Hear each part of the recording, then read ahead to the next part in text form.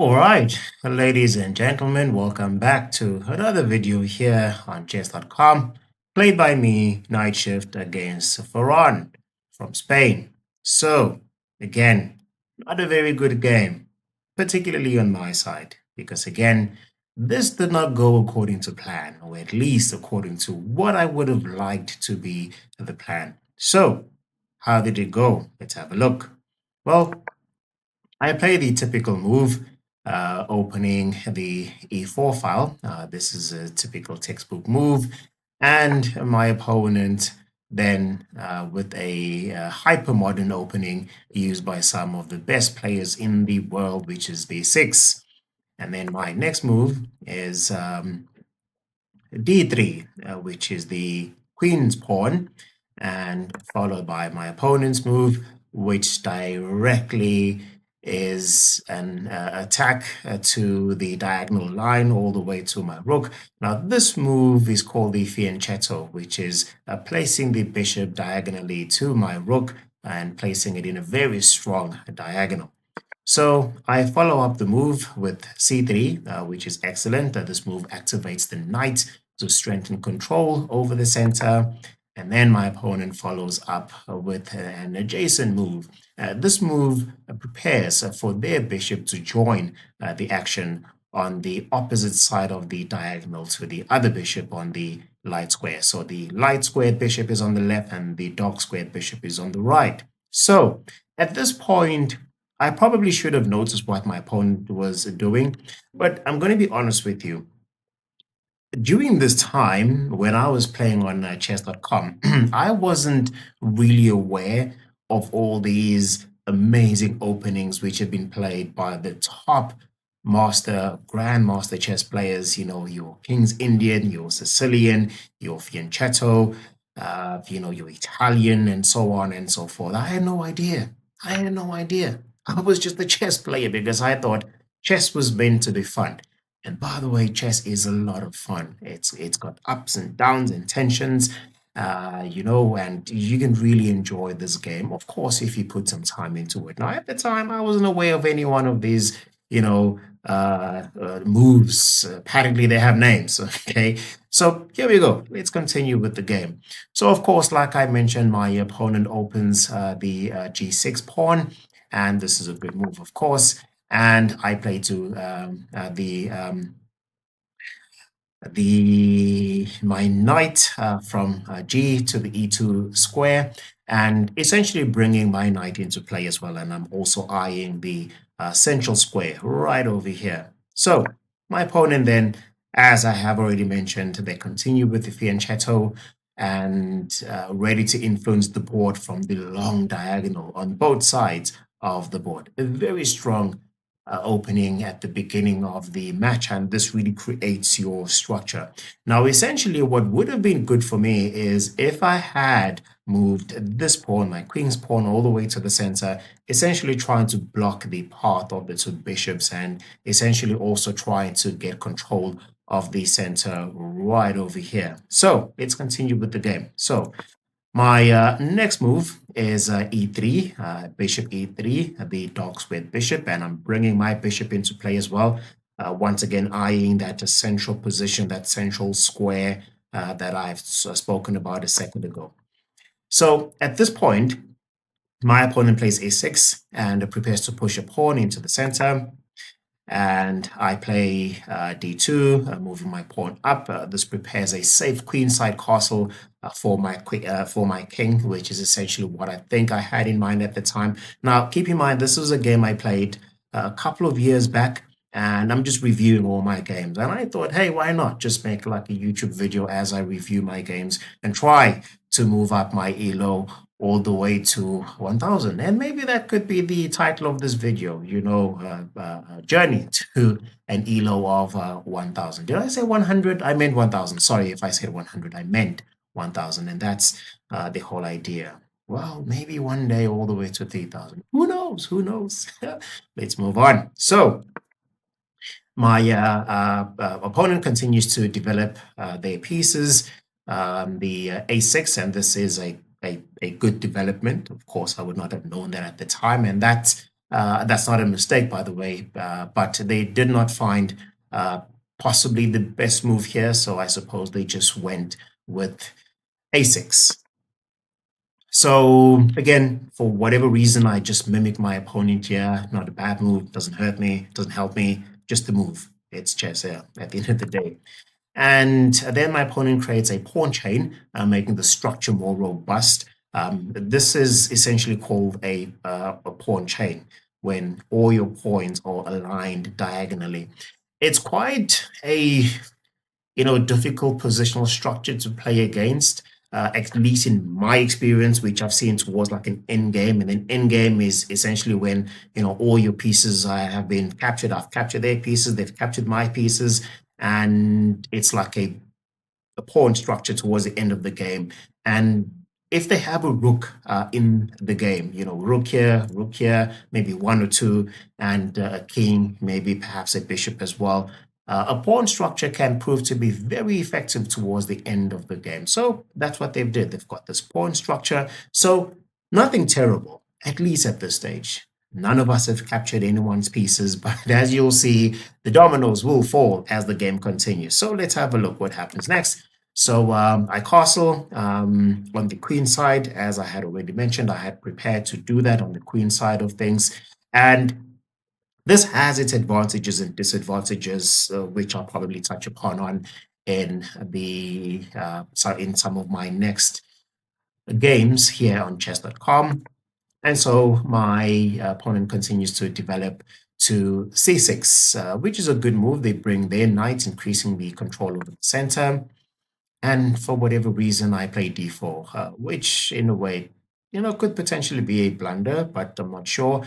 But I have allowed my opponent to capture my knight and win material after the follow-ups on trades that will happen. So they capture my knight, and I also capture with my bishop on d4, and they recapture on the same square, which is the d4 square. Now, essentially here, I'm down material, okay? I am down a whole bishop, which is not looking good for white, which is me in this scenario.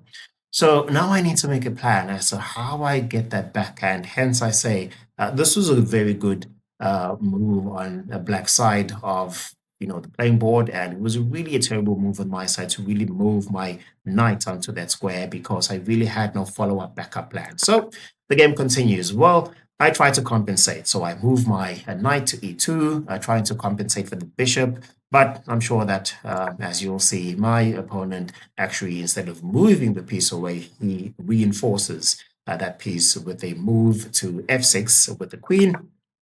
So I try to move I move my pawn to c3, essentially trying to, capture that piece. But I do not know that I know for a fact that my opponent wasn't that gullible to just leave the bishop there and allow for capture. So they actually,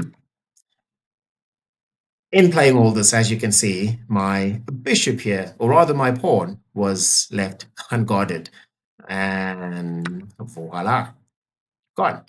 So this is now when I move to f2 with a bishop, and I then try to fork their pieces, which was an attack on the queen, on their queen, and also an attack on the bishop. What would have been nice if I had perhaps say a knight on the square here or a knight on the square, that would have been a good move. And I would essentially be forking their queen and also forking their bishop. But I have at this point permitted my opponent to win a knight through an eventual fork. So they take my queen and I take their queen as well, and the game continues. So now I'm in trouble. Okay, now I'm in a bit of trouble because now this has allowed their bishop to move into the e3 square and forking my knight and also putting me on check. And at this rate, I have no choice but to move my king out of the way, and they capture my knight. So now I'm 7 points down. They've captured the bishop, they've captured my knight, and they as you have seen, are winning. So I try to bring a piece into the games, and essentially I move my knight to e2, and also connecting my rooks here, as we can see. Now, connected rooks are very, very powerful pieces, when you use structurally and effectively together, whether it's in the middle of the game or an end game. But unfortunately, my opponent had the upper hand. They were a few pieces up more than I was at the time. So next move. This is f5, an excellent move. This is like a central challenge, which is forcing me to react. And essentially, when I played this move here, which is e4, I was essentially trying to take, of course, control over the center of the board, which is essentially what you should do. But unfortunately, this really sticks to me because I'm not now going to have control of the center. And here's the thing, their rook could essentially attack my pawn if I choose to react and respond by moving my pawn to f5. So what do I do? Well, I move my rook out of the way, but this pawn is still exposed, and in fact, it's no longer protected. There is no backup for that pawn. And inadvertently, they capture the one piece which I was defending with my rook. This is a terrible game, and as you see, I'm losing all the way to the end. So I capture that piece, but now the very same pawn which I was trying to protect is now exposed. So my opponent essentially they capture first the pawn, not allowing me to advance, my rook all the way, because essentially if they had moved all the way here, capturing with their bishop all the way here, then essentially what I would have done, if we just go back a square, essentially what I would have done is I would have continued with the capture here and essentially opening up this file, which is the F file, okay? But that is not what happened. So going back to the game, so they capture, and I move a piece forward, and I forget to defend this pawn right over here, which would have been a challenge, but it was possible. Now I've got both these bishops in my crosshairs with my rook, so hopefully I should be able to at least win one of these bishops. So they need to choose which one they're going to lose, and the game progresses from there. So they move the light squared bishop and put me on check. And again, not a very good day for me. So what do? Well, obviously I need to move my king out of the way, and that very same rook, which would have been my saving grace, is now the rook that is now under attack. Okay, so I move my rook out of the way, and they now bring their rook into play as well, moving to c8, which is excellent. Essentially, possibly looking at any possibilities of an open file here. They still obviously have the pawn here. I have my pawn here, and I've got my pawn structure at this point. So let's see how this obviously moves on. So I move my bishop in line with their white squared bishop. I still had a bishop at this point, which is light squared bishop. So I will essentially lose this bishop. And what happens is, instead of a capture and an exchange of bishops, they actually put my king on check. Now, this was a brilliant move. And this is the moment where everything just finally collapsed for me. Because at this stage, I cannot do anything. I cannot move my king. I cannot move my king to this square. I cannot move my queen to this square because essentially I will be moving into a check. So the only way to defend from this move is to put my rook, which is d2. And as you can imagine, I lose a rook. Well, I recapture, and I lose my white squared bishop, and of course I recapture. So I'm now many points down, plus 11 points to be exact at this point. I'm down on time, they're up on time, they're winning, they've got a rook, they've got a knight, they've got two rooks. In fact, I have one rook and they have a knight, and this is now essentially becoming a pawn rook and king endgame. You know, I'm really losing and I'm really down on material at this point. Okay, so like I said, see what they're trying to do. They're trying to open this diagonal, and this is what I referred to just a moment ago, where they're trying to get control of this diagonal. And of course, they are forcing a trade of pawns. So the game continues. So I move forward. I do not want to trade. And they move their knight into action. And I try to pin their knight so that they do not have the opportunity to move their knight into this position and essentially taking my pawn. So they advance. Not a terrible move, you know, with the d6 pawn creating again that chain that I referred to at the beginning of the game. The game continues and I advance my pawn as well. And this is an excellent move. It is a fine move, and it kind of does, you know, to a certain extent and to a certain point, stop some ideas coming from, you know, the C file from the rook, which is on the C8 square. So they capture, and this is now a very, very, very sort of not good position for me, because the thing is, I have this pawn which I could recapture with, but essentially the best capture, or the better capture would be if I captured with this pawn, which is on a3. So what do? So that is what I did. And what that does is it essentially lines my pawns to be on the lookout. Should this one make any advances, then I could possibly capture on a5. And, you know, if I'm lucky, possibly advance all the way to a queening, which is unlikely at this point. Very optimistic thinking, but unlikely to happen. So the game continues. So now they move their king into action to d7, and this is good. This move connects the rooks, giving them a stronger position to work together, and this is good. So I back up on my side, and they advance, you know, with their piece. And at this point, I'm not sure if there's much I would have been able to do for this pawn at this stage. So, you know, they just advanced their knight. Excellent move, capturing a hanging pawn, which is essentially what was the case. So now I try to also get some action into, you know, this file, which is the C file. And my opponent now starts to push their pawn on h5. Now, this is excellent for one reason. And the reason is that there is no way that I can stop the fire happening on the left-hand side and stop the fire happening on the right-hand side. So again, this is a losing game for me. So I advance my king, essentially eyeing this knight because it is not protected, but I do not think that that would be the case for long. And they essentially just, you know, move their pawn further down the line.